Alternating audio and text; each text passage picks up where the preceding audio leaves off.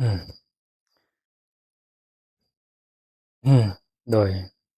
ขอน้อมไหว้คุณพระศรีรัตนตรัยขอถวายความเคารพและขอโอกาสพ่อแม่ครูบาอาจารย์นมัสการพระเดชพระคุณพระอาจารย์ใหญ่มหาอาคมธรรมิโกนะครับนะเจริญพรญาติโยมกะมื้อนี้กะอาตมาภาพก็ได้มีโอกาสอันดีอันงามเนาะเนื่องจากพระเดชพระคุณพระอาจารย์มหาอาคมเพิ่นก็ได้เดินทางมาจากประเทศเพื่อนบ้านประเทศไทยเนาะเพิ่นก็ได้มาเยี่ยมมายามพ่อแม่ครูบาอาจารย์ ก็เลยถือโอกาสดีอันนี้เนาะได้จะได้มาสนทนาธรรมกับพ่อแม่ครูบาอาจารย์เนาะก็มื้อนี้เนาะเราก็จะได้มาสนทนาธรรมเกี่ยวกับอ่าแง่มุมของพุทธบริษัทหรือพุทธศาสนาแล้วก็เกี่ยวกับด้วยกระแสยุคโลกาภิวัตน์ในปัจจุบันนี้เนาะตามกระแสในจักหน่อยเนาะก็ก่อนอื่นเนาะก็อยากจะถามพระอาจารย์ว่าในเมื่อพุทธศาสนาเราล่วงการผ่านหลายปีหลายทศวรรษเนาะมาฮอดยุคปัจจุบันนี้ก็รู้สึกว่าเกี่ยวกับโลกมันค่อนข้างวุ่นวาย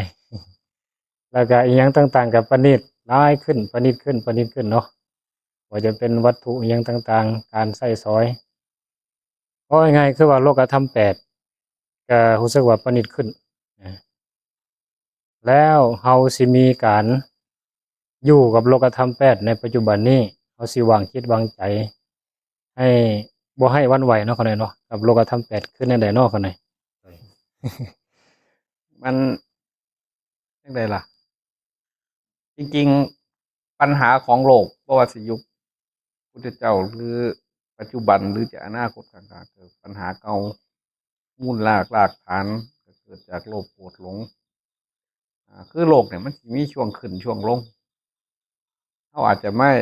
เห็นในช่วงลงแล้วก็ขึ้นใหม่เราก็เลยคิดว่าอ่ามันกำลังเจริญนะโดยจริงๆมันเคยเจริญแล้วมันก็เสื่อมแล้วก็อืเจริญมอันนี้คือวัฏจักรของโลก เพราะฉะนั้นพระพุทธศาสนาเนี่ยคำสอนพุทธศาสนาเป็นสัจธรรมถ้าคำสอนของพุทธศาสนาแก้ปัญหาได้เฉพาะคนโบราณแสดงว่าพุทธศาสนาบ่แม่นสัจจะถ้าแก้ปัญหาในโบราณได้ปัจจุบันได้อนาคตได้เนี่ยก็สิเอิ้นว่าสัจจะสัจอืจะแปลมว่าเป็นไปติดต่อทั้งอดีตอนาคตปัจจุบันอืไม่ว่ามแต่ปัจจุบันไม่ว่าแต่อดีตไม่ว่าแต่อนาคตที่จะมา อืมอ่าทุกข์ก็ต้องมาจากตัณหาโดยความทุกข์ยากของคนมาจากกฎแห่งกรรมอืมเพราะฉะนั้นที่เฮาเห็นนี่บางทีมันเป็นมายาคติซื่อดอกอ่าเช่นยุคสมัยก่อนมีทาสยุคสมัยนี้บ่มีทาสจริงๆมีครับอืมเขาสิให้คนน่ะมีกิเลสตัณหาแล้วเขาก็ใส่คนให้มีกิเลสตัณหาโดยสมัยก่อนโลกเนี่ยครับเคลื่อนด้วยความเชื่อเช่นเชื่อว่าเฮาเฮ็ดอันนี้แล้วสิได้บุญได้อยู่กับพระเจ้าพากันไปสร้างปราสาทใหญ่สร้างพีระมิดสร้างอิหยังใหญ่ๆโตๆเขาสร้างเขาขับเคลื่อนโดยทิฏฐิเดะทิฏฐิคือมิจฉาทิฏฐิความเห็นผิดนะอ่ายุคปัจจุบันนี้ขับเคลื่อนโดยตัณหาซึ่งสุดท้ายก็จบลงโดยสงครามอืมก็เลยเป็นเหตุให้เกิดสงครามโลกเนาะเขาหน่อยแม่สงครามบ่ได้เกิดจากหยังนะครับอืมอิสสาและมัจฉริยะครับพระอินทร์เคยถามพระพุทธเจ้าว่าคนคือหักสุขเกลียดสุขทุกคนก็บ่อยากสุขกันทั้งนั้นเป็นหยังคือเบียดเบียนกัน พระเจ้าก็ตอบว่าเพราะกิเลสสองตัวนี้คืออืมอิสาและมัจฉริยะประเทศที่เขาร่ำรวยเขาก็หวงแหนอืมอำนาจหวงแหนทรัพย์สินเงินทองสิทธิบัตรเขามาเอขีดเส้นอให้เฮาอ่าการทำมาหากินของประเทศที่อ่าอ่อนอ่อนแอกอก็ทำมาหากินมีช่องมีปล่องหน่อยเออถ้าเป็นประเทศที่เขาก็เป็นผู้ร่างกฎระเบียบเขาก็เปิดช่องให้หลายก็คือว่าอืมตะนีนะ โดยให้อิสาเอ้ยก็คือบ่อยากให้ไผลืนเจ้าขอ๋อองบ่ให้ไผลื่นบ่อายินดีในคุณงามความดีของคนอื่นบ่ให้เขาลืนบ่ออ๋อยากให้เขาสุขกอเขาเจริญกออ๋อต้องรบต้องขาต้องปั้นกันต้องเค้นขากันอืมเพราะนั้นลึกๆจริงๆก็คืออิสาและมัจฉริยะนี่วิเป็นเหตุให้จารมัจฉริยะเนาะให้เกิดสเอองครามถ้าศึกษาเรื่องอิสาและมัจฉริยะดีๆนี่สิรู้เลยว่า รากฐานข ของความทุกข์ยากของมนุษย์โลกอยู่สองอย่างอิสาและมัจฉริยะคนสิกีดกันประเทศกูประเทศมึงของกูของมึงสินะพวกกูพวกมึง อืม ล้วนจะเป็นเรื่องของมัจฉริยะเลยมัจฉริยะมิหารบ่อาภามัจฉริยะหัว โดย ลา โด ภ ยโดยหวงลาบ อืมอาวาสมัจฉริยะ อาวาสมัจฉริยะห่วงที่อยู่ อาศัย คื เนาะ อหมาเห็นว่าหมามันไล่กันนะมึงขามมาเขตไปเงี้ยวใส่เขตมนุษย์ก็ทำส่งเครือกับมีทหารมีตำรวจมีประเทศนั้นประเทศนี้แหละครับนั่นแหละคือของที่อยู่เห็นไหม แม่น เรายังอีกมัจฉริยะอีก ๆแล้วก็กุลมัจฉริยะเนาะ กุลาไม่ได้ยากกับกุ้มข่อยให้โซ่เป็นชั้นสูง อืม พวกเจ้ามันโลโซ่พวกสูงเขาบ่ครบเลยครับเข้าใจว่าเขาจะแบ่งเกรดคนโอ้ยพวกนี้เป็นบ่มีอารยธรรมพวกนี้เป็นคนต่ำคืออย่างคนเล่าลุมเล่าเทิงเล่า ลาวสูง เนี่ยชอบมันมีความแบ่งแยกกันกับมีมัจฉริยะในซุ้มในเสื้อเจ้าของ อืม เข้าใจบ่นะครับ แล้วก็ยิ่งบ่ต้องออกไปถึงระดับโลกประเทศโลกที่หนึ่งที่สองที่สามที่เขาจัดก็คือมัจฉริยะน่ะเข้าใจบ่ครับปุระมัจฉริยะซุ่มข่อยซุ่มเจ้าหมู่เจ้าเป็นเกียรตินำข่อยบ่บอกน้ำดอก นี่นะเห็นบ่ อืม อ่า ก็เลยบอดคบการสมาคมกัน ยังต่อไปอีกมัจฉริยะ วันนะมัจฉริยะบ่ วันณะก็สี คนงามความดีก็ได้เนาะ แม่นบ่สี สี อ่า สีผิว ชนชั้นนี่แหละครับ ต้นสันวันนะครับ เนาะ จริงๆคือเรื่องชนชั้น ว่า ใกล้ อินเดีย เคียงกันกับกุลมัจฉริยะเป็นเรื่องชนชั้น อืม ถ้าเป็นอินเดียก็ชัดเจนมีวรรณะ เป็น พราหมณ์วรรณะแพ สั ท ตว์ ย์วรรณะสูตรวรรณะจันทานชนชั้นเขาสิบ่คบกันตามชนชั้น กษัตริย์พราหมณ์ เขาสิรังเกียจกันแล้วก็ โอ้ สุด ธรรม ท้าย ดา ก็คือ เนาะ ธรรมะมัจฉริยะกับความรู้องค์ความรู้นี่คือการตนีธรรมะเลยเห็นบ่เขาหวงแหนกัน อืม เขาบ่บอกกันง่ายๆเด้ บ่บอกความหูกันง่ายๆเนาะ บ่อันใดที่ ที่ขนาด ที่บ่มีประโยชน์เขาปล่อย อันใดที่แบบคักๆเนี่ยเขาบ่ปล่อยเด้ อืม เอามาทำท่าเรียนฟิสิกส์เรียนเคมีเขาหลอกแค่แหล่ไปซื่อๆเลยจริงๆไอ้องค์ความรู้ที่แบบคักๆเนี่ยเขาบ่ปล่อยเขาให้เฮาหูห่างๆซื่อๆบ่คือพระพุทธเจ้าเด้ปล่อยหมด อืม อาจารยมุตติไม่มีกำมือในอาจารย์บอกสูตรแห่งการพ้นทุกข์คืออริยสัจสี่ประกาศไปเลยนี่นะอันนี้มีแบบพุทธศาสนาบ่มีการหวังความรู้มีแต่อยากให้หมู่ให้พวกพ้นทุกข์ไปนํกันบ่ได้ว่าโอ้ยธรรมะอันลึกซึ้งเนี่ยข่อยเฉพาะไว้สำหรับคนอินเดีย คนประเทศอื่นกูบ่ให้มันฮู้มันดอกเอาซ้ำนี้ปล่อยความรู้แต่บ่มีพุทธเจ้าให้หมดให้สู่ประเทศให้สู่โลกมองคนเป็นสัตว์โลกผู้น่าสงสาร โดย คืออันนี้บ่น่าเชื่อเนาะคือเหตุการณ์ที่จะเฮ็ดที่ว่าเฮ็ดให้โลกเนี่ยเดือดร้อน แล้วก็เฮ็ดให้เกิดสงครามเนาะก็เกิดมาจากธรรมสองอย่างนั่นเอง คืออิจฉาและมัจฉริยะนั่นคนนั้นเนาะ อืม อิจฉาก็คือความ บ่อยากให้เขาเลยเลื่อน บ่อยากให้เขาเลื่อนหรือว่าบ่ยินดีบ่พอใจในคุณงามความดีหรือทรัพย์สมบัติของคนอื่น ก็เห็นเขางามกอ โดย เห็นเขาได้ถูกย่องหลายกอ แสดงว่าเฮ็ดใกล้นี่พอเห็นคนอื่นมีแนวดี แม่นเห็นเขารวยกอก็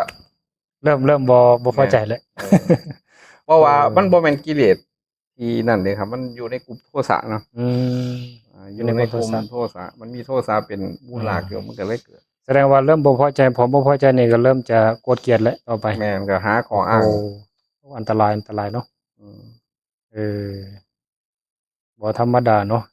เกิดจากธรรมสองประการนั้นเอง จึงเป็นเหตุให้มนุษย์จะเกิดการทะเลาะวิวาทตัวเถียงกัน แม่น แม้กระทั่งเพื่อเทพเป็นไปได้บ่คั่น แม่นแม้แต่ไอ้พ่อกับแม่ แม้กระทั่งพ่อกับแม่ พ่อกับลูกกับพ่อกับแม่ ส พี่ รุป น้อง คือถ้า สามัญชยะ โดย เกิดขึ้นก็เฮ็ดให้ เป็นให้โลกนี้แคบเลย คับแคบ ครับแคบ บ่ เลย เป็น เนาะ หมู่กัน มีแต่หวังผลประโยชน์ต่อกัน เออเฮ็ดจังได๋เฮาจึงสิละอิจฉามัจฉริยะกันเฮ็ดจังได๋ นี่แหละ จึงสิบ่ให้ พระพุทธ มี เจ้าเพิ่นก็สอนเรื่องท่านเพียงคือสอนเรื่องท่าน อืม จริงๆท่านจริงๆเป็นจาคะนะท่านกับจาคะบ่คือกันเด้สักแต่ว่าท่านเนี่ยแต่ว่าบ่สาระมัจฉริยะนี่บ่ทันเป็นจาคะเด้ อืม บางคนท่านด้วยความโลภอะบางคนนั้นบาง ท่านด้วย คน ความ นี่ โลภ อันนี้นี่ยังเป็นท่าน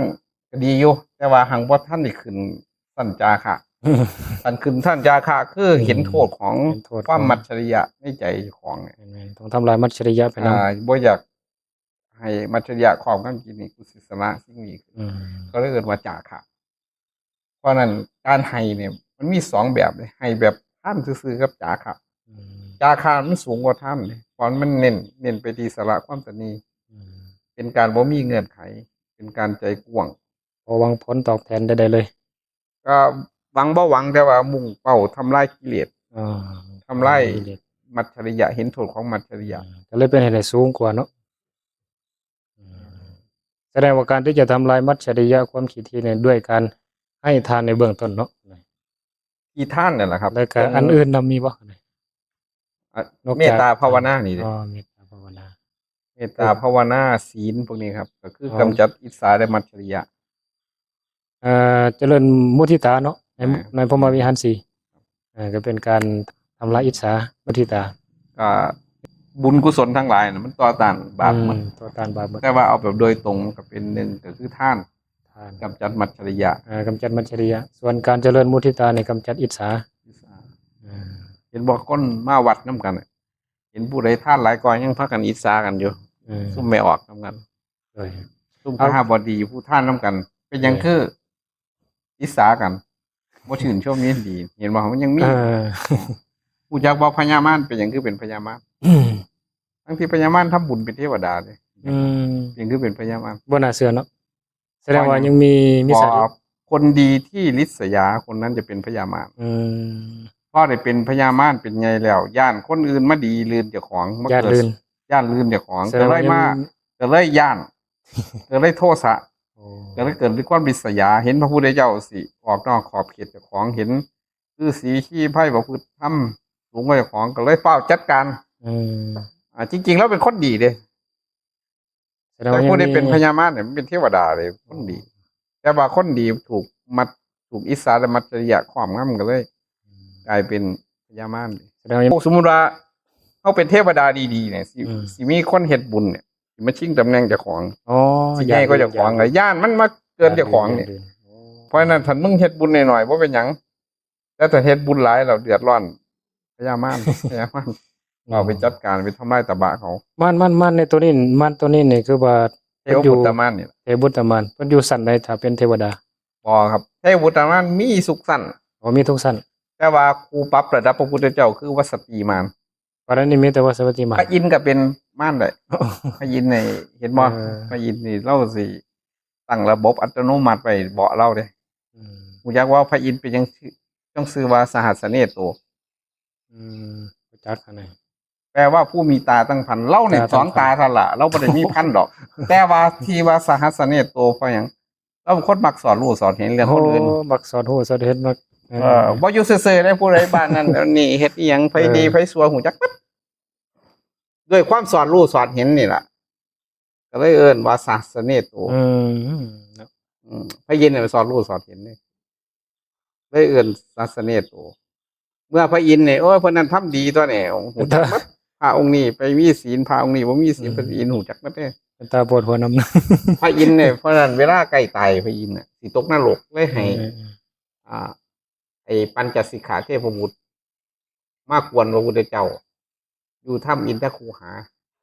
ไอ้พุทธเจ้าออกจากท่านเพิ่นสิได้เข้ามาหานะเพิ่นบ่กล้ามากวนพระพุทธเจ้า ไปให้ปัญจสิกขาเทพบุตรมาดีดพิ้นกวนพระพุทธเจ้าอยู่หน้าถ้ำเพราะพระพุทธเจ้าเพิ่นตื่นแล้วเพิ่นนี่เลยเข้าไป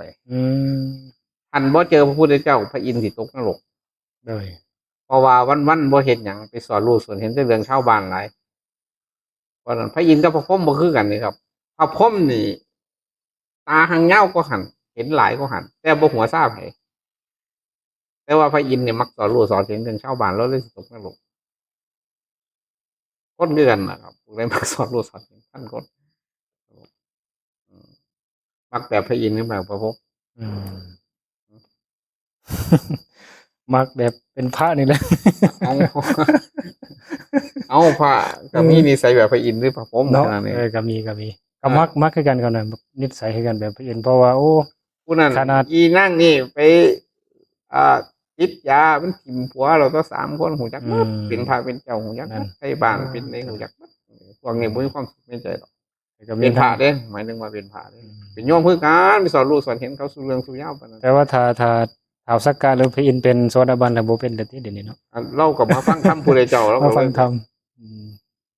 เราก็สิเผาอยู่หรอกเดี๋ยว เอ๊ะ นี้ ถ้าพระอินทร์องค์เดิมองค์เก่านี่ก็ยังก็ใครอยู่ถ้าสมมุติว่าได้เป็นพระโสดาบันแล้วเนาะถ้าเปลี่ยนองค์ใหม่ก็สิเป็นคือเก่าอีกที่บัดนี้ เป็นน่ะ โอ้เนาะเมื่อยนำอาสนะโดยบัดนี้เฮามากลับมาสู่ที่คำถามเขาหน่อยในเบื้องต้นเนาะว่าก็เฮาสิเฮ็ดจังไดในยุคปัจจุบันเนื่องจากว่าโลกธรรม8มันค่อนข้างรุนแรงนะเขาหน่อยมันวางตัวยากหลายนะโลกธรรม8นี่นะ มันก็ยากอยู่ มันมีลาภแล้วก็รู้สึกว่ายินดีในลาภแล้วนะเขาหน่อย อืม มียศก็ยินดีในยศมีสรรเสริญก็ยินดี มีสุขก็ยินดีอีก มันปรากฏว่ามันคล่องคล่องทั้งนั้นเลยปรากฏว่าเฮ็ด จริงๆคนเฮาเนี่ยคือจังเงินจังทองเนี่ย โดย คนเห็นแต่คุณมัน อืม บ่เห็นโทษมัน เป็นนำเห็นคุณหลายเนาะ แหม่ บ่เห็นโทษมัน แม่นเห็นแต่ว่าความสะดวกสบายเป็นเรื่องดีคือยังพระนี่เราโอ้ยเงินเขาวัดเขาจะพันล้าน หยิบเห็นว่าได้เฮ็ดนั่นเฮ็ดนี่คือแต่เรื่องดีเด้ บ่คือเรื่องยากนะเข้าใจว่า อืม เข้าใจว่า นั่น เอียงต่างๆเนี่ยมันมีคุณมีโทษอยู่หันในตัวของมันเข้าใจว่า ๆแต่เวลามันเสื่อมนี่บ่พอใจอีกเด้ เข้าใจนี่แหละคือโทษมัน เออๆ คนเฮาติดสำบายเนี่ยคือจังความสะดวกสบายเนี่ยมีคุณแม่นบ่น้ำก็ไหลไฟก็มาแม่นบ่เขาวก็มีกินมื้อหนึงน้ำบ่ไหลไฟบ่มาเขาวบ่มีกินทุกข์เด้อ ๆ บัด อื นี้ มทุกข์ อันนี้คือโทษของ โทษของโลก การ ธรรม มีนี่เขาเรียกวิปริณามทุกข์ อืม เพราะฉะนั้นต้องเห็นทั้งคุณทั้งโทษ ทั้งโทษ ทุกสิ่งทุกอย่างนี่ความสะดวกสบายจากประเทศชาติบ้านเมืองเฮาเนี่ยมีน้ำไหลไฟสว่างหนทางดีมีเงินใส่เห็นบ่มันแลกมาด้วยหยังครับแลกมาด้วย เรียกมา หนึ่งมลภาวะ มลภาวะ โลกสกปรกขึ้นรถแล่นหน้าแล่นคนทำงานหลายขึ้นนี่ครับ แม่น คนก็ต้องทำงานหลายขึ้นลูกกับพ่อกับแม่บ่ได้อยู่นํกันเด้เด็กน้อยก็ต้องไปเรียนแต่2 ขวบ เพื่อสิหาเงินหาทองเด้ ๆปัญหา ผู้เฒ่า ตมม มี หลย ผู้ ขึ้น เบิ่งเด้ปะเนี่ยผัวเมียบ่ได้อยู่นํกันนี่ครับ อืม ปะกันลูกกับผ้ากำไฟมืดบ่อยากนี่คือผลของความสบายครับ ยุคสมัยก่อนทุกข์ยากแต่ว่าสิ่งเหล่านี้บ่เกิดพ่อแม่มีผู้เลี้ยง ต้องการความสบายแต่ว่าทุกข์ในการหาแสวง บ่ หา มันสิมีแนวผลข้างเคียง เออ ขี้ยาเนี่ยมาแต่ไสท่านไปสังเกตเหรอครับ ประเทศใดบ่ค่อยเจริญบ่ค่อยมีดอกไอ้ซุ่มขี้ยา ประเทศใดที่แฮงเจริญแฮงขี้ยาหลายแปลกบ่ แม่น ยาซ่อมบีซ่อมเบอร์ซันหัวงอกแงกยาบ้ายาหยังมื้อนั้นเนี่ยมันเป็นผลข้างเคียงของความเจริญที่ว่าเจ้าโอ้ยสุขสบายน้ำไหลไฟสว่างแต่ว่าเจ้าก็ต้องเรียนหาเงินเด้อบัดนี้เป็นหนี้เด้อบัดนี้ ๆอืม นั่นบ่คือมีรถนี่แหละท่านต้องเซ็ตต้องล้างต้องซ่อมต้องหาเงิน ลำบาก เติมน้ำหมอกน้ำมันต่อทะเบียนต่อประกันแม่นบ่ความสบายก็อยู่กับหันความทุกข์ก็อยู่กับหันล่ะมาบวกลบคูณหารแล้วเพื่อสิทุกข์หลายก็แต่ของได้ใช้บ่จักเทื่อซ้ํปีหนึง โอ้ยตาย แม่นบ่ แม่น แต่ว่านอกนั้นคือความรับผิดชอบถือว่า แม่นแหละ เพราะฉะนั้นวิธีมองนะครับ ให้เห็นทั้งคุณทั้งโทษวันนี้มันมีข้อ3นิสรณะ อืม นี่อาทีนวะ อัสสาธาอาทีนวะนิสรณะนิสรณะเฮ็ดจังได๋สิอยู่กับมันได้สติครับ ปัญญาหนึ่งสติ ต้อง หนึ่ รู้ทันมันเนาะ สติ แล้วก็ ปั บ่ ญญาหนึ่ง เวลา เขา เฮาได้ อยากให้เปลี่ยนบรรยากาศ อืม พาต้องหูจักเข้ามาถูกหูจักเข้ามาบ่มี แสดงว่าเวลาได้โลกธรรม8ฝ่ายดีได้มากับฝ่ายอินทรมเนี่ยบ่ต้องไป ต้องมีสติ แม่นมันกันบ่ได้หรอก การที่ อืม เฮาสิไปหนีจังซั่นบ่ได้แต่ว่าเห็นให้เฮาสิมีสติ อยู่กับเขาได้อิทธารมณ์เพราะว่า โตเนาะ มันเป็นภาพลวงตาอยู่หรอกผู้ใดว่าสำบายบ่สำบายหรอกครับยุคสมัยนี้บ่ได้สำบายเด้อนะพระสร้างวัดสร้างว่าลูกศิษย์ลูกหาก็บ่อยู่นำเด้บ่มีหยังเลี้ยงเขาหา แม่นรู้สึกว่า นะ โอ้ ยาก ลำบาก ผู้ใด หลา เป็ ย นครูบาอาจารย์นี่บ่ค่อยเด้ตำลูกตำเต้าสมัยปัจจุบันน่ะบ่ค่อยค้ำบ่ค่อยคูนคือสมัยก่อนเด้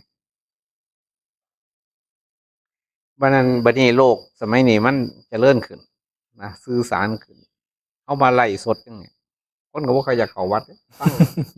ทำอยู่นี่ก็ได้ ฟังอยู่เฮือนก็ได้ ฟังอยู่เฮาก็ บ่ ได้ มาแล้ว ฟังแนวฟังแนวก็รับไปนั่นเนาะคือเอา อืม แต่ว่ามันเป็นแนวดีแนวสื่อสาร ก็ดีอย่างหนึง มีทั้งคุณทั้งโทษครับ เห็นบ่คนซุมื้อเขาวัดน้อยลงเด้ย้อนไหนจังซี่ ก็มันเจริญหลาย ย้อนมันมีแนวเพลิดเพลิน มี แล้ว แน ก็ ว เวียกเขา เพลิดเพลิน หลายห เวี นี้ ยก สินเขาหลาย อยากกันหลายขึ้น อาจารย์ต้องไปถามบ้านนี้วิจักบ้าน100 กว่าหลังคานี่บ้านใดที่มีความสุขอยู่เย็นเป็นสุขแน่ ที่จัดการระบบเจ้าของได้หายาก100 ละ 5มีอยู่บ่หมดบ้านที่ว่าความพร้อมมีความสุขในด้านเศรษฐกิจ ในด้านลูกหลาน ในด้านครอบครัวแบบเอาแบบฆราวาสวิสัย ส่วนมากก็ชักหน้าชักหลังแม่นบ่ แม่น ต้องเสียสละผู้ใดผู้หนึ่งไปทำงานเกาหลีบ่ทำงานประเทศนอกหลอกฝรั่งเพื่อจะมาหาจุนเจือครอบครัวเลี้ยงดูพ่อแม่ยากเลยครับ โลกเนี่ยมันเปลี่ยนจากการหากินเป็นซื้อกิน อืม เปลี่ยนจากเข้ามาทำกินเป็นซื้อกินครับสมัยก่อนเนี่ยอยากเฮ็ดหยังเนี่ยให้ทำเฮ็ดเอาเช่นอยากกินหยังกับไปเฮ็ดกับเขาวกินเองนี่นะไปเฮ็ดเองกินเองเนี่ยมันก็บ่ซับซ้อนบ่แต่ซุมื้อนี่ต้องมีเงินต้องสิได้กินต้องซื้อเพราะหยังก็เลยต้องหาเงิน เพื่อจะมาซื้อกิน บางเที่ยก็คือจังเฮาเดินทางอ้อมนี่นะแทนที่เฮามีดินเฮาปลูกแล้วเฮาเฮ็ดแล้วก็กินเองบ่แม่นเด้ครับ ปลูกเฮ็ดขายไปเปลี่ยนเป็นเงินเราเอาเงินไปหาอะไรซื้อแนวที่เฮาอยากกินนั่นล่ะคล้ายๆพ่อค้าปลูกบักฮุ่งขายบักฮุ่งแล้วไปซื้อตำบักฮุ่งกินนั่นแหละครับจ้ะเข้าใจบ่เอาจากมีบักฮุ่งเดียวคือบ่ตามข้านนี่นะว่าสิ แม่นแม่นแม่น เฮ็ดนาขายข้าวเพื่อจะได้เงินไปซื้อข้าวกินจะมาตลกวะเข้าใจบ่ ลำบา สมัยก่อนเนี่ยคนแม่ยายแม่ยิ่งสิเฮ็ดเกี่ยวกับศาสตร์กับหมอนกับการทอผ้างานพวกจังซี่นะ อืม ผู้ชายก็จะเป็นงานหนักงานอย่างนี้นะมันสิมีแบบงานเขาบ่อื่นหรอกครับ เขาเลี้ยงดูแค่คันหาเจ้าของอยู่ ลำบากหลายเนาะในยุคปัจจุบันนี่เนาะ ก็ ทุกข์ มัน โทษกันหลาย คนมีบุญน่ะครับ คนมีบุญ ก็ส่งสบาย คน มีบุญ บาป มีบุญกันน่าจะสบาย ครับคนสุดท้ายมาจบที่บุญ เออ ในโลกเนี่ยเพราะว่าสิจังไดก็ตามคนมีบุญเป็นคนมีความสุข คนมีบุญมีศีลประพฤติปฏิบัติชอบเข้าใจธรรมนะครับ เป็นคนมีความสุข อืม คนบ่มีบุญก็ตามภาษาเลยล่ะครับ โดย ตามเล่นตามกรรม ถ้ามีบุญมีบุญก็คือคุณธรรมทั้งหมดทั้งมวลนั่นเนาะ แล้ว มี ก็ สติมีปัญญา ซุมื้อนี่บ่ค่อยมีปัญหาเรื่องอึดอยากตายดอกครับ อืม มีแต่กินหลายโพด เป็นไขมัน กิน ความ หลาย ดันเบาหวานเป็นโรคเป็นไข้ขึ้นหลายนะซุมือมันแตกต่างกันกับสมัยก่อน แต่ว่าปัญหาซุมือคือคนบ่มีเครื่องยึดเหนี่ยวก็บ่มีเป้าหมายในชีวิต อืม กูสิเฮ็ดอีหยังดีเนาะหากินไปมื้อๆหาเที่ยวหาเล่นไปมื้อพอตัดศาสนาออกแล้วเนี่ย คนบ่มีเครื่องยึดเหนี่ยวเด้ บ่มีเลย จักสิยึดเหนี่ยวหยังมันบ่ครับจักสิเฮ็ดหยังเกิดมาชีวิ เป็ ต นเป็นไปได้เลยเขาจะตัดศาสนา ลงไปเรื่อยๆเพราะมันห่างเหินไปเรื่อยๆเด้เริ่มจากการบุกเข้ามานี่แล้วเริ่มจากเบิ่งแต่ลายสดนี่แหละ มันสิต่างเด้อาจารย์ มัน บ่ มัน ล่ะ เป็นขาลงซื่อๆหรอกครับ อืม เดี๋ยวก็ขึ้นใหม่ ขาลงเดียวขึ้น คือต้องเข้าใจว่าศาสนา ลง เนี่ย กันลง มันเป็นของที่ท้าทายการเวลามาตั้ง 2,000 กว่าปี แต่ผมก็ฮู้อยู่ว่ามันเสื่อมเป็น แต่ว่าหมายถึงว่า มันต้องของดีเติบเดี๋ยวมันยังทนมาได้2,000 ปีมีบริษัทใดในโลกเอาตั้งได้ยืนปานนี้บริษัทผลิตหยังในโลกเอาที่ตั้งได้ 2,000 กว่า ผ ปี มบ่มีเลยนอกจากพุทธบริษัท เออแสดงว่าพุทธบริษัทต้องมีของดีมี เออ สัจธรรมอันดี มันถึงสืบทอดมาถึงปัจจุบันนี้ได้ แน่ เพราะฉะนั้นเขามั่นใจในพระธรรมนะครับเพียงแต่ว่ายุคนี้สมัยนี้การเวลานี้คนมันอยากทำมาหากิน ๆ กับ อืม ตื่นวัตถุ เช่นตื่นในของกินได้เสือไผ่มีรถแลนมีหนทางดีมีน้ำมีไฟสะดวกสบายมันตื่นครับมันเนี่ยพ่อไปถึงจุดหนึ่งมันสิอิ่มสักพี่ไปยังหลายขั้นแต่รถ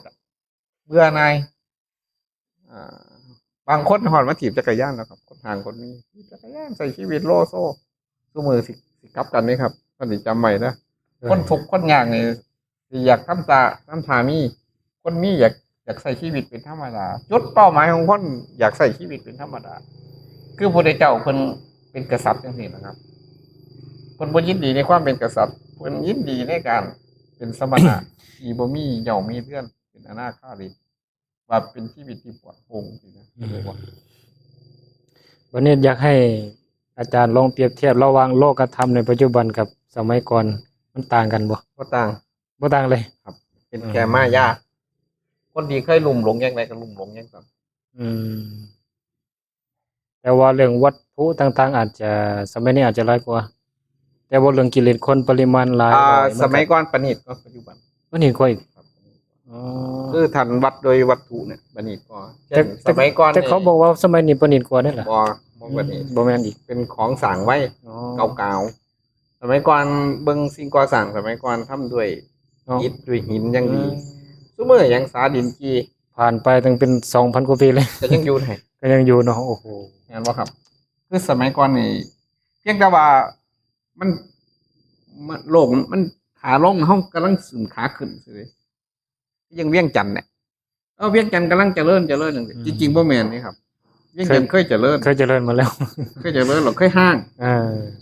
บัดนี้ก็ขึ้นไม่จังซี่ขึ้นมา ก็เลยทำทาจริงๆยุคที่เขาเจริญก็คือเจริญนั่นแหละครับ ขึ้นลง แม่นอยู่เมืองในโลกนี่ก็เป็นแบบนี้ล่ะมีเจริญมีเสื่อมมีขึ้นลงแต่เรื่องโลกธรรมนี่อันเก่า อืม บ่ต่างเผลอๆสมัยก่อนสุขสบายเศรษฐีในสมัยก่อนกับเศรษฐีในปัจจุบันเนี่ยเศรษฐีสมัยก่อนสบายกว่าเศรษฐีปัจจุบัน อืม เพราะเศรษฐีสมัยก่อนขาดทาสบริวารนี่หลายเข้าใจบ่ครับเขาเฮ็ดให้อยู่เขาซื้อเขาดูแลดีนะครับ อืมแสดงว่า ต่อให้ยุคมันเปลี่ยนไปมันผ่านไป จะเป็นยุคก่อนหรือยุคนี้ โลกธรรม8มันก็บ่ได้แตกต่างกันเพราะปานใด บ่ได้แตกต่างกัน สำคัญอยู่ที่ว่าถ้าเฮามีธรรมะวินัยอยู่ในจิตในใจเฮาก็สามารถที่จะต้านทานกับโลกธรรม8ได้ โอ้ โดยที่ว่าแบบบ่หวั่นไหวในการเป็นอยู่ ครับ ก็เป็นมงคลอีกนะแม่นบ่อาจารย์ที่ว่า เป็น พ ม ระ งคล พุทธเจ้าตรัสน่ะถ้าเฮาสามารถที่จะบ่หวั่นไหวกับโลกธรรมก็ได้มงคลอีกอันหนึง คุณละวงของก่อนสุดท้ายคุณน่ะ ข้อสุดท้าย พุทธสโลกธรรมหิจิตตังยัสสนะกัมป อัน ติ นี้คือเป็นภาริยาเจ้า อืม โสกังวิรชังเขมังเอตัมมังคลมุตตมัง แต่เฮาบ่ทันได้เป็นพระริยเจ้านี่ก็เป็นไปได้คือกันในการที่เฮาจะบ่หมายความว่าเฮาจะหวั่นไหวตลอดแม่นบ่ก็มันก็มีขึ้นลงๆบางครั้งเฮาก็อาจจะหวั่นไหวแต่ว่าเอาละพอมีสติเจริญสติหน่อยจักหน่อยมีสติปัญญาก็บ่หวั่นไหวก็ธรรมดา ก็ปลงวางใจได้อ่าแต่ถ้าจะบ่หวั่นไหวตลอดกาลก็คือโสดาบันขึ้นไปว่าคนไหน คุณละอรหันต์เหรอ อรหันต์เด้อ เอ้าเรารับอรหันต์เลยเนาะ ครับ โอ้แสดงว่าพระโสดาบันนี่ก็ยังมีหวันไหวหน่อยหนึง มีลาบเสื่อมลาบ อืม พระให้นั่ง เนาะ วิสาขา นั ลู ก ก วิสาขาเนาะ ลู ลาก หลานเราตายให้ เนาะเรียน แม่น เขาวัดเขาว่าคือกับ อ๋อแม้กระทั่งพระโสดาบันนะ จริงๆถ้ำคอนี่มันเป็นถ้ำของพระอรหันต์พุทธัสสะโลกธรรมเมหิจิตตังยสนะกัปปติพุทธัสสะ อืม ถูกต้องแล้ว วันนี้อันนี้เว่าเรื่องลาบเนาะเฮาลองมาใจแยกอธิบายรายละเอียดให้เอาต้นญาติโยมเข้าใจในจังหน่อยเนาะหลังจากมีลาบแล้วก็มียศนี่มันเกี่ยวกับอีหยังใดคั่นน่ะ ยศคือการบังคับคนใดสั่งคนใดแต่ว่าคนสิไปเข้าใจแต่ว่าเป็นนายพลนายพันเลย ตำแหน่งเนาะ แม่นจริงๆเป็นผู้ใดก็ได้ที่สามารถสั่งคนใด โอ้โหสังขนาดว่าสั่งเดี๋ยวนี้เลย บางทีเป็นพระเป็นเจ้าเพิ่นบ่ได้มีตำแหน่งดอกมีบริวารหลายเฮ็ดอันนี้ให้หลวงพ่อแน่นี่ให้เขาตุ้มนี่นะนี่คือมียศครับ ยศเนาะ ครับบางคนมีแต่ตำแหน่งสั่งบ่ได้ก็มี อัปยศ โอ้โห ผู้มียศน้อยนะครับยศคือการสร้างการใดเข้าใจบ่ แล้วเฮาในฐานะที่เฮาเป็นพระสงฆ์เป็นพระเป็นสามเณรหรือนักบวชหรือผู้สละทานผู้เห็นไปในวัฏฏะเดินตามแสวงหาโมกขธรรมของพระสัมมาสัมพุทธเจ้าเพื่อที่จะเป็นพระอริยเจ้านี่สำคัญจำเป็นบ่ที่เฮาจะมียศมัน บ่ครั เกี่ยว บ ข้อง ยศนี่มันมียศโดยธรรมชาติกับยศที่เขาอุปโลก อืมยศโดยธรรมชาติมัน ยศ เป็น ที่ แบบ ธรรมชาติเช่นอาจารย์บวชโดนมีศีลมีธรรมคนยอมรับในความบริสุทธิ์หมดจด อ๋อ ด้านศีลด้านธรรมยอมรับในด้านปัญญา อืม นับถือเคารพนับถือ นับถือตามความ อา เป็น จาร จริง ย์สร้างหยังเขาก็เฮ็ดเนี่ยอาจารย์มียศด้วยเนี่ย โอ้ไว้ก็มียศที่กันตัวดิ อ่า แต่ว่ายศที่ดีเนาะ อันนี้คือยศที่ได้โดย ได้โดยทำ โดยกรรม โดยกรรมดีเนาะ อ่าคือจังเห็นบ่สัตว์เดรัจฉานมันมีสร้างที่เป็นหัวหน้าสร้างอะนะครับเขาเกิดว่ามันมียศพอมันพาลูกน้องไปทางไหนได้มันบอกว่าต้องมาทางนี้พวกลูกน้องก็ต้องตามนะครับ เทวเรื่องยศนี่มีแต่มนุษย์บ่ต้องการปรารถนาเทวดานี่มีบ่ต้องการบ่ เอ้าเทวดากับพระอินทร์เนี่ย โอ้ต้องการด้วยกันเนาะขนาดแม้กระทั่งทวยเทพ แม่ผมมียศของ โอ้ เขามียศก็คือเป็นหัวหน้า เออ ตั้งเขาได้ เราทั้งหลายจะพากันไปฟังธรรมนะเอิ้นเราคนมาแตกมาบึมๆเลยนั่นแหละคนมียศเช่นผู้ใหญ่บ้านภาคลุงน้องมาเทพปุณเนี่ย โอ้แสดงว่าถ้าเฮาใส่ถึกนี่มันก็ดีตัวนี่ยศ ดียศบ่ได้เป็นเรื่องผิดเด้ เนาะเพียงแต่ว่าคนเฮาถ้าบ่เข้าใจแล้วมันจะลงไปในยศอันนี้ แต่ว่า บ่ดี ยศอันหนึ่งที่คนข้างตาเนี่ยคือยศที่ถือทางการแต่งตั้ง อืม นี่บ่ครับมีแบกหลังด้วยทหารด้วยตำรวจ อืม คือกฎหมาย ก็ต้องดูแล อันนี้ ป เป็ ระ น เทศ ยศ ชา โด ติ ยส บ้าม น มุ เมื ติ อง ครับ อ๋อแต่ก็สำคัญเพื่อกันเด้เนาะเพราะว่า การอยู่กับโลก อยู่กับ แต่ว่าเอาเขาจริงๆ อาจจะสร้างหยังบ่ได้ก็ได้ครับอาจจะ แต่ว่า สร้งหยัง ถ้าบ่มียศตัวนี้เนี่ยมันก็เฮ็ดให้ประเทศชาติมันก็สิวุ่นวายคือกัน บ่เกี่ยวหรอกครับ บ่เกี่ยวบ่ บ่เกี่ยว เพราะว่าจะต้องสั่งการ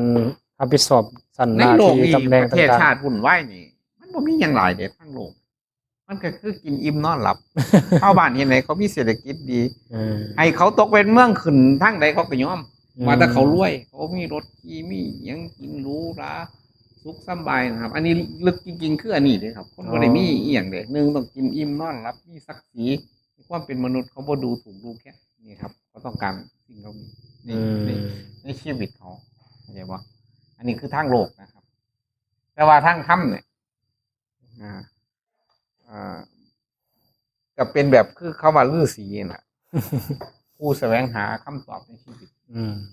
เกิดไม่เพื่ออย่างนออีอย่างนอเป็นสิ่งที่ดีสิ่งประเสริฐอะไรคือคุณงามความดีมาแสวงหาเขาเรียกพระฤาษีนะฤาษีคือผู้แสวงหา คุณ โอ้แสดงว่ายศจะเป็นลาภหรือยศถ้าว่าเฮาใส่ในทางที่ดีเฮามีสติปัญญาเนาะในการใช้สอยนะ คือบางคนมียศโดยวิบากกรรมเป็นสัตว์ต่างๆ มนุษย์บางคนสามารถสร้างการขึ้นด้วยความอ่อนน้อมถ่อมตนในอดีต แล้วก็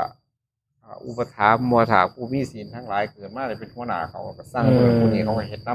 ำนี่ยศโดยวิบากกรรม โดยวิบากกรรมเนาะบางคนก็มียศตามมา ครับ เกิดมาแล้วจึงค่อยมี ครับ บางคนก็มาประพฤติปฏิบัติในปัจจุบันจนวิบากกรรมในอดีตให้ผล โบ่ธรรมดา อันนี้เป็นยศโดยที่คือเทวดาได้นี่นะเพราะว่ามีการแต่งตั้งเด้ มันดีเลยเนาะยศโดยธรรมศาสตร์เนาะ แม่นอยู่ใน เกิดจากบุญกุศล จริงๆมัน เกิดจากกรรมดี มนุษย์มันมียศโดยธรรมชาติเด้ อืม มันจะมีหัวหน้าของเขาโดยธรรมชาติถึงแต่งตั้งบ่แต่งตั้งก็เป็นของมัน แต่ส่วนหลายปัจจุบันเนี่ยเริ่มมันบ่ค่อยเป็นธรรมศาสตร์เขาจะเห็นว่ามันบ่ตรงกับ แม่น หน้าที่เวียกงานเลย แม่น แบบนี้นี่มันสิเป็นจังไดกันได้มันบ่ค่อยเป็นธรรมแล้ว ถ้า เนาะ ผู้ใดใส่คิดแบบเราจื้อว่าครับเราจื้อนี่เราว่ามาการปกครอง อืม วิธีการปกครองที่ดีที่สุด คิดแบบสไตล์เราจื้อนะศาสนาเตาเขานะปกครองคือไม่ปกครองคืออย่าไปยุ่งกับเขาเขาจะยุ่งเขาดอก โลกมนุษย์เนี่ยแต่ว่าคนสมือนี่ชอบไปยุ่งกับชาวบ้านต้องการให้เขาเป็นสันเป็นสีต้องให้เขาจังสันจังสีต้องเขาต้องมีโรงเรียนสอนต้องปกครองอหยังก่อเลยเกิดปัญหาเนี่ มั ย นเป็นภาคบังคั เกิ บ ดการเอาเปรียบเอารัดกันด้วยใส่ยศ อืม ยศก็คือบางทีก็คือเอาเปรียบหมูล มันบังคับล่ะเนาะกลายเป็นมันใช้อำนาจแล้วบัดนี้นะมันบ่ใช้พระคุณมันใช้พระเดชแล้ว แม่ก็เลยเกิดปัญหาว่าใส่อำนาจผิด อืม ว่าเป็นศีลเป็นธรรม ก็เลยบ่ค่อยดีเนาะ มีทั้งคุณทั้งโทษครับทั้งโลกเนี่ยยศเนี่ยมีทั้งคุณทั้งโทษ โดยอันนี้ยศพอประมาณเนาะขนาด แต่ว่า นั้น ทางธรรมนี่ยศที่ต้องเกิดจากบุญกุศล อืม จากการกระทำของ จะดี คอง กว่าเนอะ จะดี แต่ว่าคนศิลาเลยเรื่องยศเรื่องพวกนี้ ส่วนหลายจะบ่ค่อยนิยมยศโดยธรรมแล้วจะนิยมยศโดย บ่ค่อยเป็นธรรมบ่ได้ แล้วจะแสวงหาดีอีก ก็สังเกตเป็นครับยุคปัจจุบันผู้นำในโลกนี่มีผู้นำไทยที่ คนทั้งหลายภักดีนะบ่ค่อยมีหรอกครับ มีแต่ย่านปืนเขาย่านนั่นนี่เขาก็เลยไปแลนหุ่มแลนหอม ผู้ที่เป็นผู้นำโดยธรรมชาตินะครับ ที่เขาหักเขาแพงเขาเสียสละให้คักๆอ่ะ นั่นแหละครับคนมียศ แสดงว่ายศทางธรรมหรือยศที่ดีนี่มันต้องเกิดจากการฝึกฝน เนี่ยจนเขายอมรับ คนงามคนดีจนเขายอมรับ เนี่ย โอ้โหก็ค่อนข้างยากเนาะ กับนักร้องพวกนี้คือคนมียศเนี่ย เสื้อว่าเขาใส่เสื้อตัวหนึ่งเรานะ แม่น มียศเลยครับ มียศก็ได้มาด้วยความสามารถเขาได้หั่นนะ แม่งสมัครเรา โดยอันนี้พอประมาณเกี่ยวกับยศนะครับเนี่ยบัดนี้ต่อไปเกี่ยวกับสรรเสริญนะสรรเสริญนี่มันมีทั้งสรรเสริญที่ดีที่ถูกแล้ว คือ ก็ สรรเสริญนี่ถ้าคิดแบบตัดเป็นสองอย่าง อืม ปุถุชนประสรรเสริญกัน อ๋อ กับไอ้ อะไรเงี้ย พาริยเจ้าสรรเสริญกัน ผู้หูสรรเสริญกันสัตบุรุษสรรเสริญกัน อืม ล้านปุถุชนสรรเสริญยังบ่สู่ปุถุเจ้าสรรเสริญอันเดียวท่านปุถุเจ้าตีอันเดียวคือจบเพราะปุถุเจ้าเป็นผู้เที่ยงแท้แน่นอน คือจังหมาแล่นตามท่านน่ะแต่สวดๆอยู่นี่ อืม มันหักท่านเด้แต่ความหักของมันมีผลประโยชน์เห็นบ่ได้เข้าใจว่าท่านมีศีลครูบานี่รักษาศีล227ได้ฝึกศีลรู้ฝึกธรรมนาเลื่อมใสเนี่ยมันคงจักแต่ว่าท่านไหนเลี้ยงเขามันเด้ มันก็เลยสรรเสริญโดยกายว่าซั่นตอ เอาเป็นหมู่เป็นพวกมันย่องมัน เออ ดีนำจังซี่นะก็จะบอก อืมมันก็สรรเสริญให้กันได้หั่นนะเนาะ งานสรรเสริญ อาจจะด้วยใจและก็กายจริงอยู่ว่าคำ พัก ว่า ดีต่อท่าน พักดีเพิ่นก็อาจจะว่าบ่ได้เนาะ แต่ว่ามันเป็น มันเห็นแก่ว่าท่านให้เนี่ยคือยังไงสังฆาวัตถุ4เนี่ย อืม คนสิร่วมโตกันเนี่ยสังฆะนี่แปลว่าย่อแปลว่าโฮมกัน รวมยอด คนที่จับกันเป็นกลุ่มเป็นก้อนได้นี่ย้อนมีสังฆะวัตถุสี่เป็นตัวเชื่อมกันให้อยู่ร่วมกันหนึ่งสังคมใดมีการให้คนที่เชื่อมกันมันบ่มีการให้คนที่บ่เชื่อมต่อกันสอง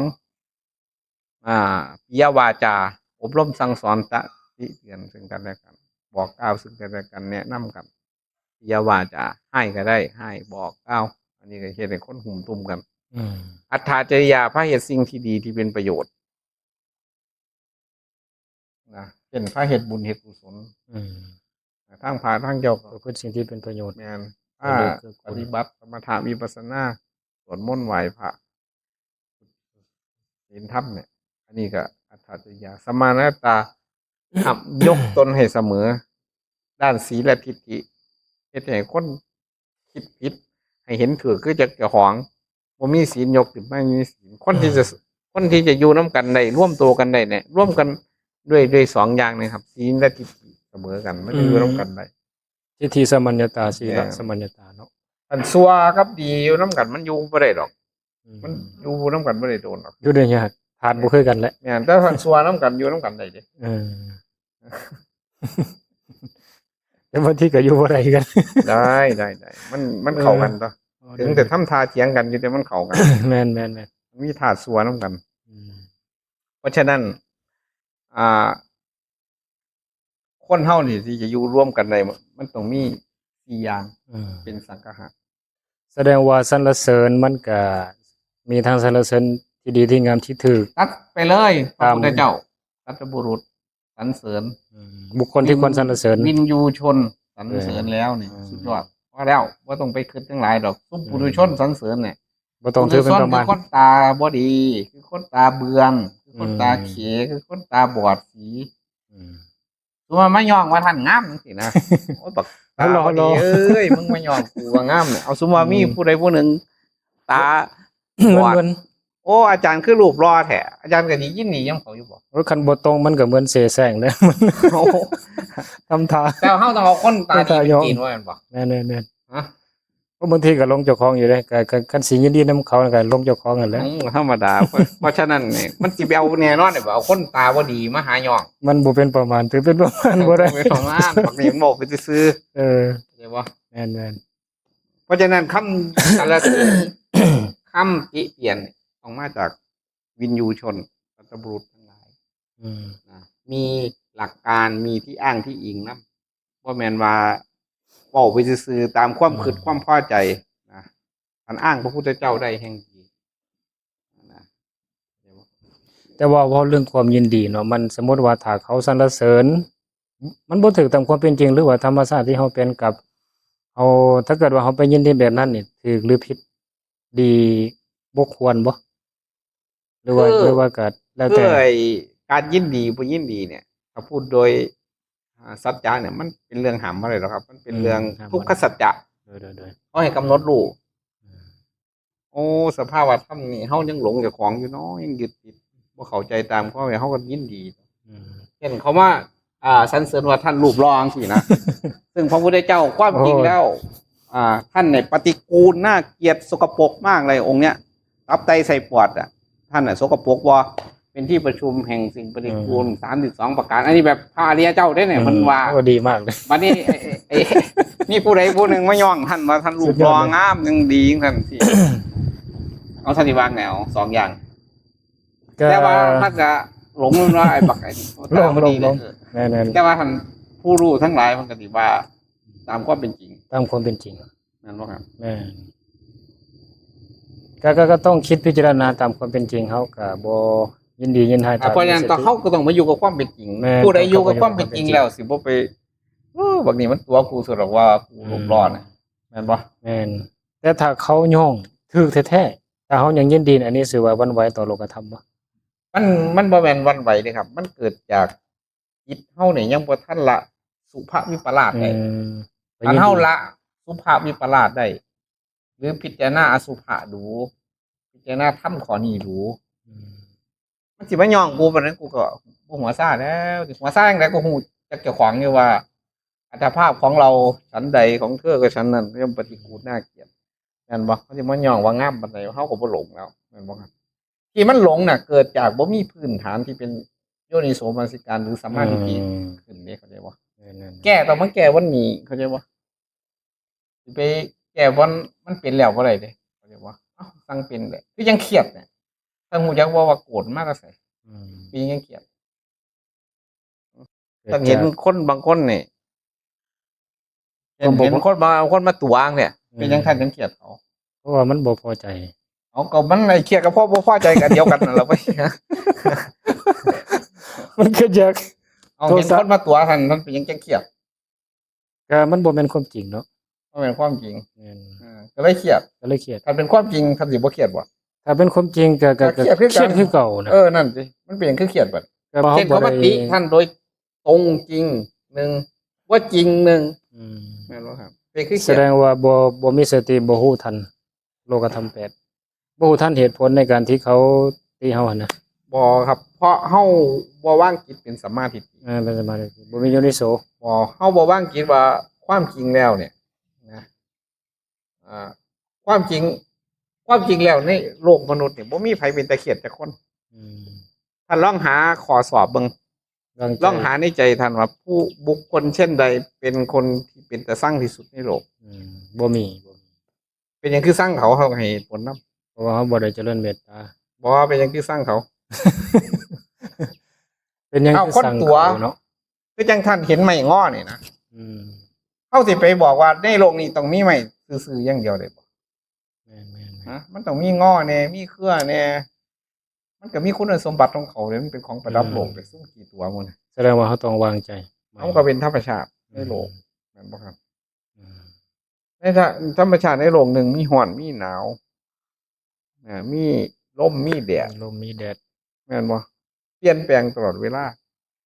เฮาสิอยากได้แต่ร้อนอย่างเดียวก็บ่ได้ก็มีอย่างอื่นเฮาอยากได้แต่หนาวอย่างเดียวก็ทุกสิ่งทุกอย่างเป็นอนัตตาบ่ได้เฮาคอนโทรลได้เฮาบ่เข้าใจคำว่าอนัตตาบ่เข้าใจอนิจจังทุกขัง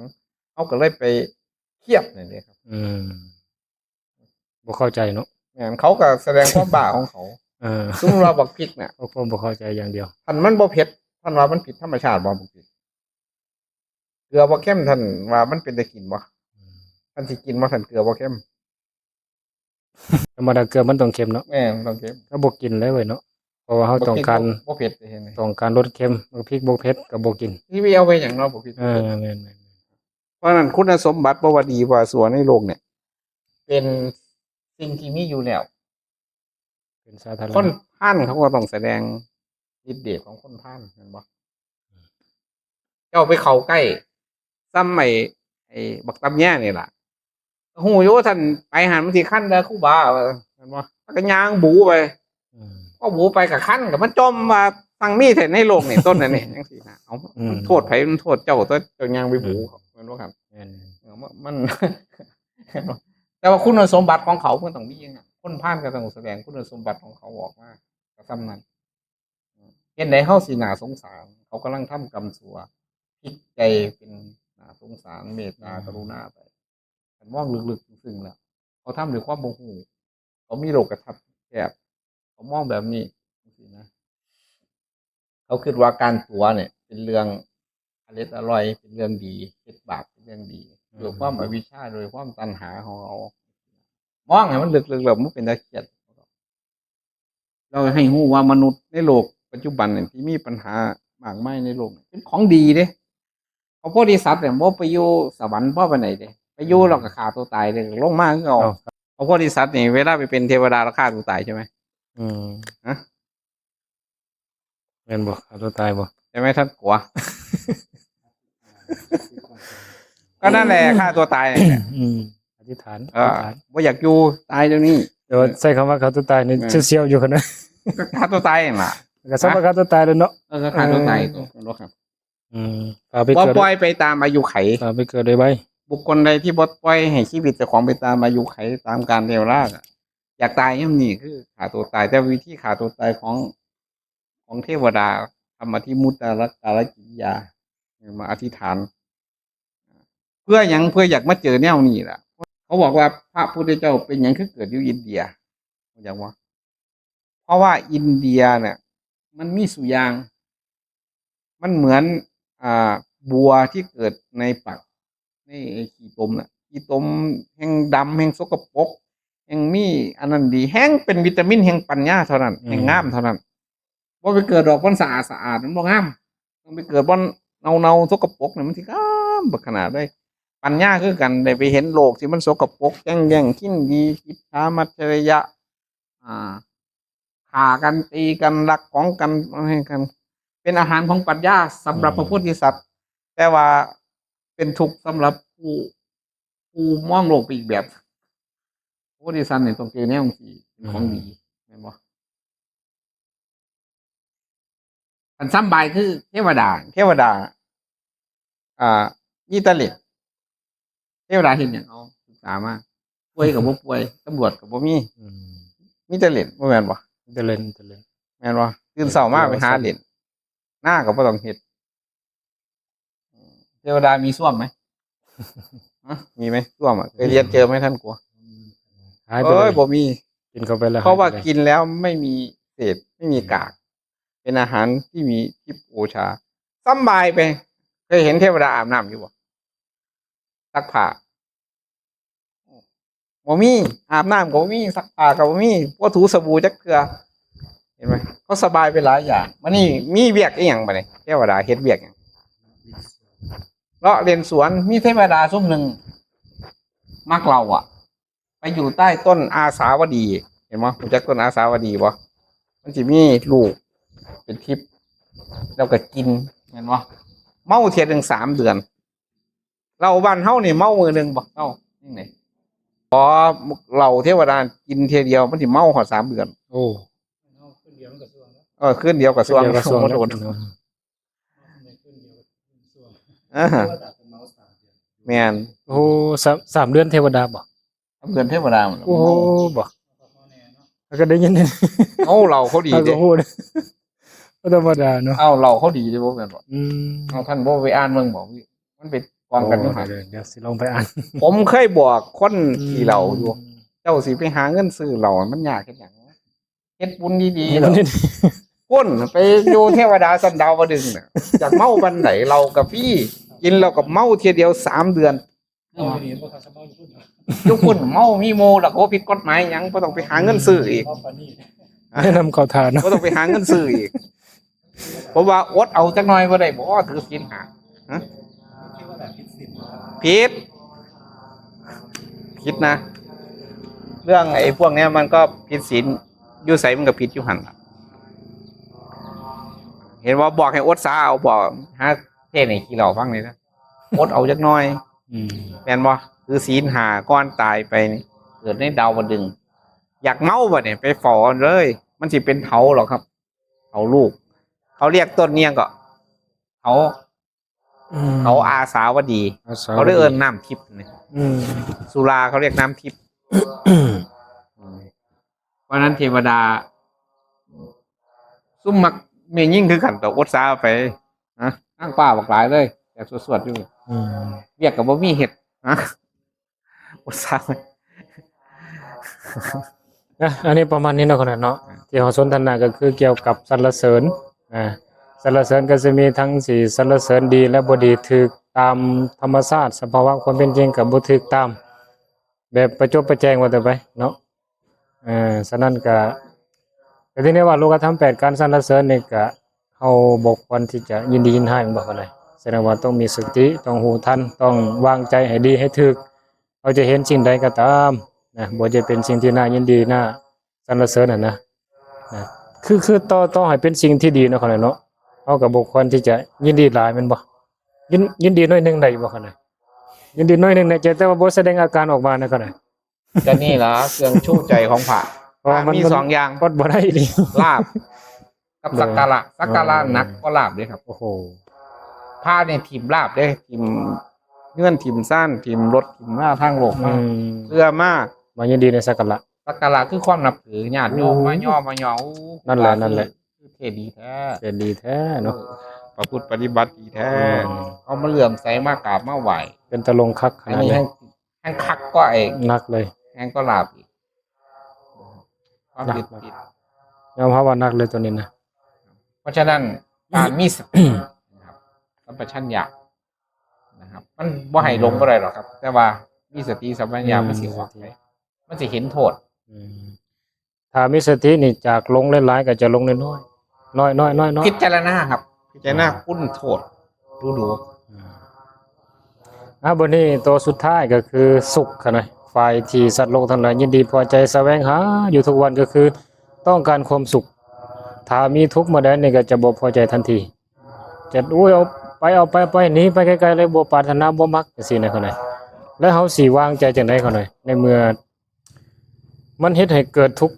นะเฮ็ดให้การ มัน เป็น มี อยู่ สุขแบบไอ้สำเร็จรูป อืม เนี่ยพวกเนี่ยอันตรายคือจังไอ้อาหารสำเร็จรูปกินมาหมากที่น้ำหอนใส่เลยสุขสำเร็จรูปกับพวกยาเสพติดทั้งหลาย กินแล้วก็มวนเว้ย สุขเจอด้วยอมิตรบ่ บ่นี่แหละเกินสำเร็จรูปมันไว้ สำเร็จรูปเหรอ อันตรายครับ สุขที่แท้จริงต้องเป็นสุขที่เกิดจากบุญ อืม กุศลคุณงามความดีฌาน ต้องเป็น ส สุข มาธิ สุขที่บ่เจือด้วยอมิตร แม่นครับ เป็นปิติ ฌาน เป็น ส ฌาม าน ธิ เป็นสมาธิ จากเหตุการณ์เหตุบุญเหตุกุศลบ่แม่นสุขจากกาม โดย นะสุขจากกามนี่มีโทษมีภัยนะมีผลข้างเคียง ฉะนั้นแต่ละคนนี่ก็จะแสวงหาแต่ความสุข จริงๆมนุษย์โลก จนว่า บ่ได้หาบ่ได้หา อ่าบ่ได้หาเครื่องใส่เครื่องซอยหยังทั้งสิ้นติดอย่างเดียวคือสุข อันใดก็ตามเฮ็ดในของมีความสุขที่แทนหานั่นเขาไปกินข้าวบ่ได้ว่า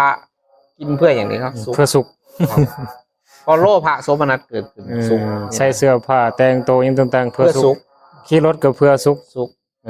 หา ลึ เวี ก ยก ๆจริงๆเพื่อสุข อ๋อ รังเกียจ เพื่อสุข ที่สุดคือการทุกข์ การทุกข์หาเวียกหางานทั้งวีทั้งวันก็ แต่ว่า เพื่อสุข ผู้ที่ตรงกันข้าม คือสมณะมองเห็นว่าสุขนั่นบ่นั่น บ่เที่ยง แม่นอยู่กับทุกข์สิจอดพ่อสุข คนอยู่ธรรมดาก็สิพ่อสุข อืมแสดงว่าเขานี่สิพยายามหนี ย่าน จาก สุข หนีจาก ย่าน ทุกข์ ทุกข์ ไปเรื่อยๆพยายามไปหาสุขเรื่อยๆแต่ว่าสุขที่เขาแสวงหาที่เขาเข้าใจว่ามันเป็นสุขแท้ๆนะมันบ่แม่นสุขแท้ ก็เลยเป็นเหตุให้สม ก็ ณะ เป็นสุขครับเป็นสุขอยู่ เป็นสุขอยู่ ครับ แต่ว่า ก็เลย เป็นสุขเกรดต่ำ อืมแต่ว่าคนที่บ่มีสติปัญญาบ่มีธรรมะเนาะเขาก็อาจเมื่อ บอก จะ คนที่ศึกษาธรรมะสิหูได้ สิหู ได้เสพสุขเกรดสูง อืม สุขที่เกรดสูง สุขเกียรติสูงระดับสานพิญญา นะ โอ้ เกิดจากบุญจากกุศลจาก อืม สมาธิภาวนาสุขเกรดต่ำก็คือสุขเด้ครับอย่าไปว่าบ่สุขนะ อืม การให้ทานก็มีก็เพื่อสุขบ่คั่นนี่ สุข เพื่อสุ มั ข นเป็นความสุข เจริญสมาธิปัญญาก็ แห่งสุข เพื่อสุขสาธารณสุขมันก็มีหลายระดับเนาะ แม่นสุข มีหลายเกรดอ๋อ เพียงแต่ว่าได้กินแต่สุขคือกินเล่นเที่ยวมวน อืม สนุกสนาน เขาก็ว่าคักแล้ว แต่ยุคปัจจุบันนี่เขาบ่ค่อยปรารถนาได้สุขพวกนี้เนี่ยคั่นนี่เป็นย้อนมันเฮ็ดยากบ่หรือว่าจังได๋ บ่ครับ เขาบ่ทันได้ซิม บ่ทันได้ซิม ท่านอันใดได้ซิมแล้วนี่สิถิ่มมันน่ะอันเก่าอันใดมันแซ่บกว่าสิถิ่ม เขาบอก เช่น ว่ามันยาก เช่นท่านเกิดมา มันเห็น ท่าน ยาก เคยเห็นตั้งแต่อาหารประเภทนี้ อ๋อ บ่เคยกินของแซ่บจักเทื่อ อืม เพราะท่านไปกินของแซ่บแล้วท่านสิกลับมากินของนี่บ่ได้เด้ครับ เปลี่ยนเลย แม่นเพราะเขาบ่ทันได้ซิมบ่ทันได้สัมผัสท่านเขาได้สัมผัสยามใดเขาสิถิ่ม อืม สุกเกรดต่ำหรือแต่สุกเกรดสูง บัดนี้เป็นหยังเขาคือบ่มักเสื่อมลาภเสื่อมยศนินทาและก็ทุกข์เป็นหยังสัตว์โลกทั้งหลายนี่จึงบ่มักจึงว่าพยายามหนีให้มันใกล้ที่สุดน่ะก็ได้ ก็ มันเป็นหยัง โทสะนะครับ อืม โทสะเนี่ยเขาเรียกว่าโทสะเนี่ยเวลาเสื่อมลาภเนี่ยก็ให้โศกะอ่าคืออย่างคนเนี่ย สมมุติว่าบักนี่เนี่ยบักสีขี่มอเตอร์ไซค์ผ่านเข้าไปเนี่ย อืม มันเคยสำบายย้อนมันมีมอเตอร์ไซค์เนี่ยบัดนี้มอเตอร์ไซค์มันเตียตายหรือว่าถือกรถเขาขโมยมันลักมอเตอร์ไซค์มันไป หรือว่าถึกตำ มันได้ยางมาหน้า ความรู้สึกมันเปลี่ยนเลย อืม กูคือมาถูกตังค์นะมอเตอร์ไซค์ที่เคยมีคือไผเอาไป นี่นะครับทุกพวกนี้ทุกพวกนี้มันเกิดจากวิปริณามมาทุกข์ท่านบอกเคยมีแท้ๆเคยยางไปอยู่ตลอดเวลาเขาเป็นอย่างไรครับ แต่ว่าท่านไปเคยเสพสุขแล้วสุขอันนั้นหายไปนั่นแหละครับวิปริณามมาทุกข์อันนี้น่าอันตรายเลยครับ อืม ความสะดวกสบายมากครับทุกเลย ทำใจบ่ทันเลยเนาะ แม่ อืม บางคนนี่สุขเกิดจากคนย่อคนย่องโอ้ชื่นชมสรรเสริญมาเมื่อหนึ่งนี่เขาตาหนาดาวโอ้ยผมมีความเสียอยู่ทุกข์นะครับนี่นะมันจากไป อืม เขาสิเอิ้นว่าจังไดแค่นั้นเอง อืม ฉะนั้นการที่เฮาหรือว่าสัตว์โลกทั้งหลายบ่พอใจบ่ยินดี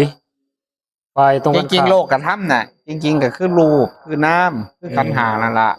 มันเป็นภาษาพระสูตร ภาษาพระสูตร ภาษาพระสูตรนี่พระพุทธเจ้ายกโลกกระทำมาแสดง อืม จริงๆลาบเสื่อมลาบ อืม นะลาบนี่คืออย่างสิสงเคราะห์แบบอภิธรรม เออ ไอ้เลือกสวนไร่นางทรัพย์สินเงินทองอันนั้นก็แมนอยู่แต่ว่าบ่แมนคัก มันก็ ลาบจริงๆนี่คือตาหูจมู ตาก หู ขันธ์หาท่านได้มากเนี่ยนั่นแหละลาบ คน เสื่อมลาบเกิดอยู่ไปอยู่มาท่านกลัวตาบอดเนี่ยนั่นแหละ เสื่อมลาบทุกบักไงบักโตเลย อืม ขาแข็งท่านย่างได้นี่เป็นลาบเหรอเด็ก อ่า มือหนึงขาขาดย่างบ่ได้เสื่อมลาบเนี่ยนี่แหละโตทุกข์ก็ไอ้สุยางเข้าใจบ่ อืมกว่าสิ่งอื่นๆอีก แมนแควเนี่ย อืม เป็นลาบเด้อครับเนี่ย เพราะ แขว ว่า หักเนี่ยบ่มีแขว อืม โอ้เสื่อมลาบเห็นบ่ครับ เพราะว่าสิ่งที่เราฮักที่สุดคือตัวเอง อายตนะขันธ์หานี่แหละกรรมชรูปนี่แหละครับ กรรมชรูป คือลาบเห็นบ่ แม่นแม่นแม่น นี่คือลาบบัดนี้เสื่อมอันนี้พังไปก็คือหนึ่งแก่เจ็บแล้วก็ตายนั่นแหละเขาเอิ้นว่าเสื่อมลาบครับ อืม อันนั้นเอาตีความเรื่องเสื่อมลาบส่วนเสื่อมลาบทางด้านนอก เช่น รถเสียหรือได้รถได้ล่าได้เงินได้ทองอันนั้นแมนอยู่แต่ว่าเป็นภายนอกสุดท้ายก็เครื่องเหล่านั้นก็คือมาป้อนอายตนะเฮานี่ล่ะ อืม มาบำรุงบำเรออายตนะ เช่น มีเฮือนงามจังซี่โอ้เบิ่งแง้มใดก็ปลื้มใจนี่นะก็ปลื้มแค่ทางตาซื่อๆนี่นะเสื่อมลาบท่านเจ้าตาบอดเราเฮือนเจ้างามปานใดมีประโยชน์เด้อล่ะ อืม เห็นบ่มีลาบเสื่อมลาบก็คือขันธ์หามียศเสื่อมยศนะยศเนี่ยก็คือวิบากกรรมนะก็คือรูปคือน้ำนั่นแหละเข้าใจบ่ครับ เนื่องจากว่าท่านเป็นคนรูปสวยนะท่านก็สามารถคมผู้อื่นได้จังซี่นะมียศเสื่อมยศสรรเสริญนินทาเนี่ยก็คือเสียง อืม ก็คือศรัทธาลมที่มากระทบเฮา มากระทบ เสียงที่ดีและไม่ดีกันนั่นเอง หรือสุขและทุกข์ก็คือน้ำมาทำทั้งหลาย บางทีก็ได้รับสุขโสมนัสบางทีก็โทมนัสอ่าโสมนัสอุเบกขาจัดในกลุ่มเดียวกันอยู่ในกลุ่มสุข เพียงแต่ว่าเป็นสุกันปณีตเรียกว่าอุเบกขาซื่อ อืม ๆเพราะฉะนั้นจริงๆก็คือขันธ์ห้าน่ะการอธิบายเรื่องขันธ์ห้าน่ะคือโลกธรรมแปด อืม เขาจะไปคิดใจว่าเป็นอหย่างล่ะ มองไปข้างนอกล่ะจริงๆสิ่งที่เฮามีนี่คือโลกธรรมอยู่แล้ว โลกธรรม เฮาได้สัมผัสโลกธรรมอยู่ซุมื้อ ทุกมือแต่บ่เข้าใจ บ่เข้าใจฮะ บ่ค่อยเข้าใจ และก็บ่ค่อยยอมรับ เวลามันเสื่อมสลายแตกดับ ก็คือค ปั วาม ญหาตัวนี้แหละนะ อาลาภะไง อืมคือยอมรับบ่ได้ว่าซั่นเถาะเหมือนกับว่าต้องการแต่ฝ่ายดี แต่หาฮู้บ่ว่ามันจะมีอีกฝ่ายบ่ดีตามมาอีกนะก็เลยบ่ได้ใส่ใจเพื่อใจไว้นะ คือจังคนอยากยืนนี่ล่ะ อ่า บ่อยากตายเนี่ย แม่น บ่คิดว่าโทษของการมีอายุยืนมันบ่ดีเด้บางคาก็ได้เขาต้องคิดแบบนั้นนะ ๆอืม สมมุติว่าท่านยืนบ่ตายเป็นจักพันปีเนี่ยเอาสิสมมุติ เกิดมาท่านก็เฒ่ายงสั่นแม่นบ่เด็กน้อยรุ่นไม่ตายไปเบิ่นแล้วท่านก็อยู่อายุตั้งพันปีบ่มีหมู่เด้ครับ บ่มีหมู่เลย ก็สิสลดสะเม็ดใจอีกแบบหนึง ก็สิทุกข์ไปอีกเด้ ทุกไปอีกแบบหนึงนะ ยาก เออ บ่เปลี่ยนจักเทื่อได้อยู่แต่เฮือนหลังเก่าเฮือนหลังใหม่บ่ได้อยู่ บ่จังได๋ก็จังหนึงเนาะ ท่านว่าเป็นแต่อยู่อยู่บ่ โอ้บ่เป็นตาอีก เพราะนั้นความตายมันก็มีแนวดีเด้เท่านั้นมันจะเปลี่ยนหม ส ด รุปก็ให้มันเป็นไปตามนั้นล่ะ มั มันจะดีที่ พระเรียเจ้าเพิ่นเข้าใจธรรมชาติ เออ น่าสิไปยินดีบ่ยินดีหยังมันมีของดีอยู่หั่น แม่น สมมุติว่าท่านเกิดมาบ่ตายจักเที่ยเนี่ยเอาท่านสิเป็นแต่อยู่บ่ของพอแบบ ๆก็บ่เป็นตาอีก แต่ถ้ามีหมู่รุ่นเดียวกันเป็นตาอยู่ แบบเทวดา โอ้ย อายุ คือกัน ยื นะ น เทวดากับเหงาเป็นคือกัน มันเซ็ง มีแต่ซุ่มเก่าแม่นบ่ครับฮะมันถูกต้องแล้วเด้โลกที่จัดการอยู่ปัจจุบันน่ะมันถูกต้องแล้วเด้ แม่นถูกต้อง อืม แต่มนุษย์เฮานี่มันบ่ถูกต้องเดี๋ยวนี้นะ ไป มั คิ น ด บ่ ผิ ย ด อมรับคิดผิด กูอยากยืนจากหมื่นปี เห็นว่าพระราชานี่ ตัวบันไดกับมักพระราชาเนี่ย เห็นว่าฮ่องเต้เคยบอกเพราะองค์จงทรงพระเจริญหมื่นปี โอ้ยลงตัวเองกันนะ แล้วมีเขาบอกว่าอายุเฉลี่ยของฮ่องเต้นะ38 ปี เขาเช็คมาแล้วเด้ในฮ่องเต้จีน ส่วนมากอายุสั้นพักกันโดนยาบางพลาดตายบ้างตายหาฮ่องเต้อายุยืนบ่ค่อยมีเด้ บ่มันเป็นตาขึ้นเป็นเลยเนาะ เป็นโรคประสาทเนี่ยพอถูกขังไว้ ตาย อยู่กับนั่งสนมชีวิตไม่ได้เป็นธรรมชาติเข้าใจปะบัดนี้แต่ว่าไอ้คนให้พรเล่าเนี่ยมีแต่ขอส่งหมื่นปีก็ชื่นใจว่าคนที่พ่ตายไงแล้วมันเหลือจะคดมันเนี่ยสมือนะของเต็มเหลือจะคดมั้ไม่เหลือเลยใช่ไหมเนี่ยเห็นไหมแต่ว่าเพียงคือให้หมื่นปี บ้าย่อง บ้าย่อง ย่องไปซื่อย่ องไปซื้อๆผู้ย่องก็ย่องไป เสี ซื้ ย อๆนะเราหูจักอยู่ว่าเป็นไปบ่ได้เข้าใจปะ มันเหมือนเสียแซงเนาะ ก็บ่เสียสั่ง แกล้งเฮ็ดไปจังซั่น ก็ต้องหาคำบอก ใส่อำนาจ มึงเวลากูยางมาสู้พากันย่องกูเด้อให้ขอจงทรงพระเจริญหมื่นปีก็ว่าไปได้ต้องว่าคำนี้นะ ก็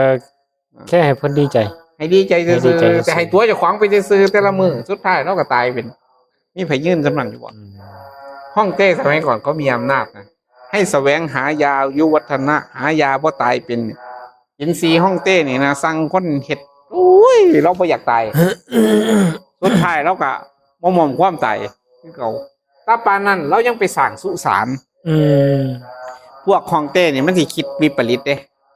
สร้างสุสานบัดนี้คิดว่าห้าเฮาตายแล้ว ไปเกิดไม่ไปเกิดแล้วบ่มีคนใส่เฮาสิเฮ็ดจังไดเพราะฉะนั้นก็เลยเอาขาธาตุปริวารเนี่ยไปขาถิ่มน้ำไปขังน้ำอ้ายน้ำเมียเขาต้องขาถิ่มนี่นะครับ เอาไปขังอยู่สมมุติว่าของเต้อยู่ในห้องนี่เนาะปิดเบิดให้มันตายอยู่ในนี่ เพราะหมู่นี่ตายแล้วเพื่อที่ไปตามรับใส่ในภพหน้าย่านตายไปภพหน้าแล้วย่านบ่มีคนใส่เข้าใจบ่ย่านบ่มีลูกมีเมีย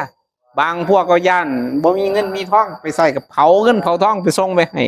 เหลือเงินเอาทองไปให้บางทีก็กำไรพวกทองคำเห็นบ่สุสานโบราณนี่เขาทำไมต้องไปขุด เพราะว่าคนสมัยก่อนคิดว่าตายแล้วต้องเอาเงินทองฝากไว้ให้เราใส่ในภพหน้านี่นะความคิดก็เจ้าเห็นบ่แต่ทุกคนเหลือบ่วันนี้มันก็เป็นความโง่บ่ครับมันคือแบบพุทธศาสนาความโง่มีแต่บุญเท่านั้นที่เป็นเสบียงทางเนี่ยพุทธเจ้าบอกว่าเสือพุทธเจ้านะไปเสือว่าไปเฮ็ดพิธีไป สร้างสุสานอันใหญ่โต อืม อย่างอียิปต์เนี่ยเห็นไหมที่เขาเรียกพีระมิดอะมุจักว่าเขาสร้างเพื่ออย่างเป็นสุสานครับ สุสาน เขากะว่าสิกลับมาฟื้นขึ้นมาอีก เวลาตายแล้วเนี่ยเขาจะให้หมอเขาเนี่ย เอาใส่ข้างในออกปึ๊บเราก็ยัดด้วย น้ำผึ้งสำลียัดแล้วก็เย็บไหม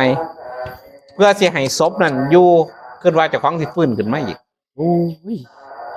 ก็เลยเราก็สร้างพีระมิดบักใหญ่เพื่อที่จะครอบไว้ว่าให้ศพเน่าให้รักษาอุณหภูมิให้นิ่งที่สุด เพื่อที่จะบ่ให้เน่า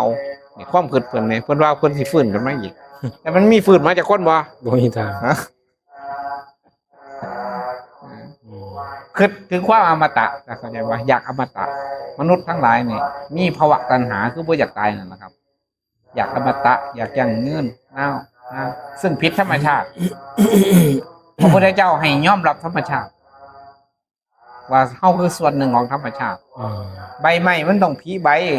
หันบ่ผีใบอันไม้มันก็บ่เกิดนั่นบ่ครับต้องมีผีดอกออกไปมันก็เป็นธรรมชาติพัดเปลี่ยนไปตามธรรมชาติอืม แสดงว่าเนาะตามนัยพระสูตรจำได้ว่าพระศาสดาเพิ่นบอกว่า อันโลกธรรม8นี่หมุนไปตามโลก และแม้กระทั่งโลกนี่ก็หมุนไปตามมัน ก็แสดงว่าจะยุคใดสมัยใดก็ตามขนาดโลกก็ยังหมุนไปตามมันแสดงมันมีอำนาจมีอิทธิพลหลาย บ่เขาหมายถึงว่าคนเนี่ยคือกันนี่แหละครอบงำ ครอบงำ แลนน้ำอันนี้ล่ะบ่เขาสิแสวงหาเขาสิย่านนะ สิย่าน เช่นมนุษย์ทุกคนเนี่ยย่านจนเด้ท่านต้องสังเกตทุกคนเนี่ยย่านที่สุดก็ย่านจน อืม ไอเห็นว่าคนย่านจนเนี่ยถามไผก็ได้เจ้าย่านบ่มีเงินบ่มีเฮือนมีซ่านอยู่เนี่ยย่าน อันนี้เป็นความกลัวแบบพื้นฐานมนุษย์เลยเด้ ย่านทุกข์แสวงหาสุข แม่นย่าน อืม ย่านบ่มีเงินย่านบ่มีเฮือนอยู่ อืม ย่านจนย่านบ่มีคนบ่มีพี่มีน้องย่านบ่มีคนย่องคนย่อย่านทุกข์นี่คือความย่านโดยพื้นฐานของมนุษย์ ซึ่งผิดเข้าใจว่านี่ย่านนี่แหละเห็นว่าย่านเขาแล่นหน้าแล่นหลังย่าน แสดงว่าโลกธรรม พระพุทธเจ้าพลิกภาษาไตล์พระพุทธเจ้านะพลิกโลกเลย อืม ทิมมันตัวอย่างข่อยบ่ย่านจนเห็นบ่ปัญหาอย่างบินบาทสัน บ่ย่านอิหยังทั้งสิ้น บ่ย่าน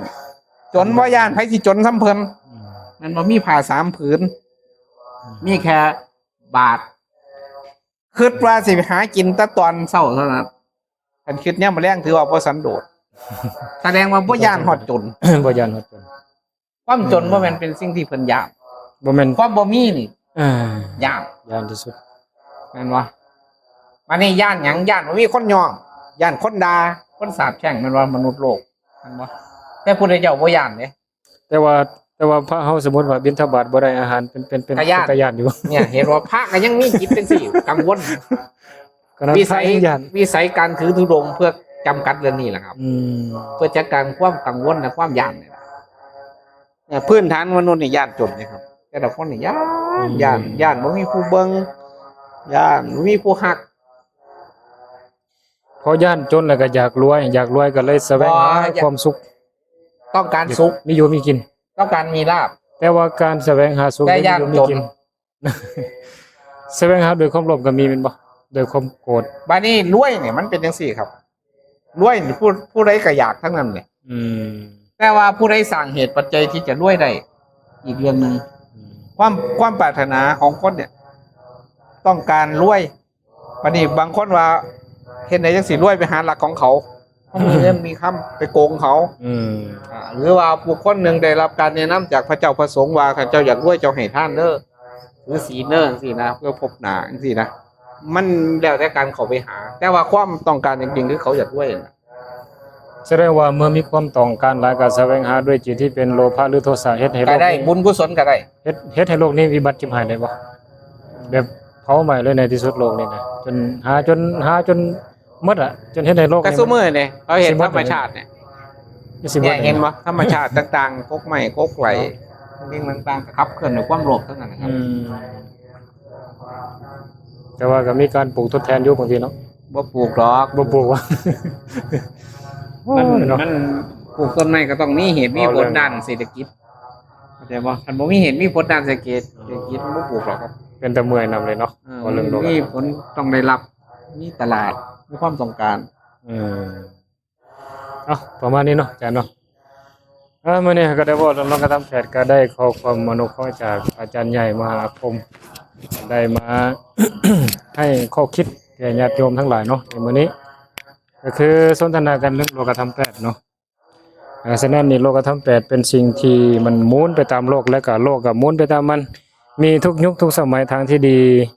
สิ่งที่เราควรจะประพฤติปฏิบัติหรือวางคิดวางใจวางตนวางตัวอยู่กับโลกธรรมแปดคือต้องมีสติมีปัญญามีโยนิโสมนสิการอยู่ตลอดเวลาบ่หลงไปตามสิ่งที่เป็นอิทธารมณ์